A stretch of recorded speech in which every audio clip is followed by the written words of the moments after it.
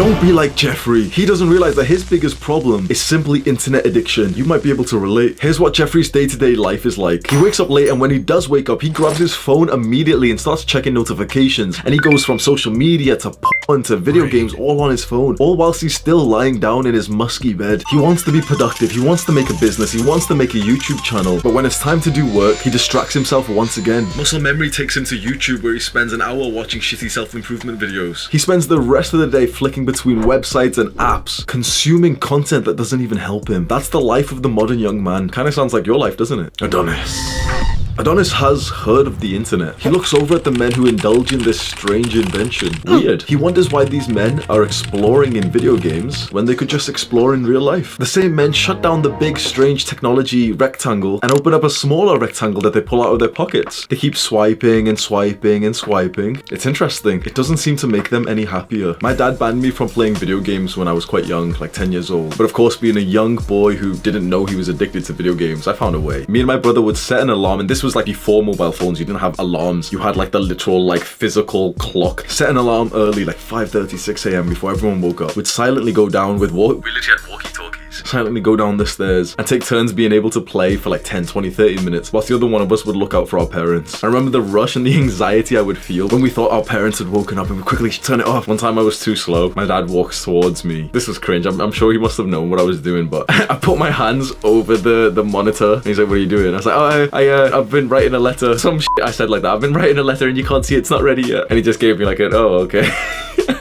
He must have known I was playing video games, bro. That seems like a really like fun, cute story, but it's actually the story of two young boys who were addicted to video games to the extent of experiencing sleep deprivation for it. That's a serious take at what just happened, but it is the truth. And that's happening to you, or it has happened to you. Every guy who's been a video gamer knows this. You do truly see detriments to your health, to your sleep, to your diet, to your physical abilities. We started off on the internet with video games, and eventually it's just taken over our entire lives. Your entire day revolves around the internet now. So how do you use it wisely? I think most people are actually on the extreme side. Content overconsumption, content abuse, internet abuse, just all day, every day. That's what the normal person is like. Now we could go all the other way on the extreme side and say, nope, live like a monk, turn everything off, throw your phone away. Like, get what, you know, those fucking cringy YouTubers do this. Like, I replaced my smartphone for a flip. Shut the fuck up, bro. But if you do go on this extreme side, chances are you won't last. You won't create such a sustainable change. It might be like a fun challenge for 30 days. The answer that you've been looking for this entire time is digital minimalism. There's a special word, a way to use technology and the internet in the right way, mindfully. Our issue with the internet, video games, social media is specifically about the fact that we don't really feel in control of it. There's no doubt that you and every other young person watching this wishes they had more control and could just snap their fingers and say, yep, I wish to use these technologies for 1 hour a day. But more and more and more, we find ourselves using it way more than we actually wanted to. That loss of autonomy scares us as adults. The cure is to use these technologies mindfully, to know why you're pulling your phone out. You go onto your phone about 100 times a day, and I guarantee just 5 or 10 of those times are mindful and purposeful. Like, because you know, okay, I'm getting my phone out because I'm gonna message this person, I'm gonna do this. Most of the time, you just kind of do it just out of like routine and boredom and insecurity. Before you go onto the internet, before you go onto your computer or your phone, make a statement in your mind. I'm going on my phone to do X. I'm going on my computer to do X. Do the hard work, especially when you don't feel like it. Mwah.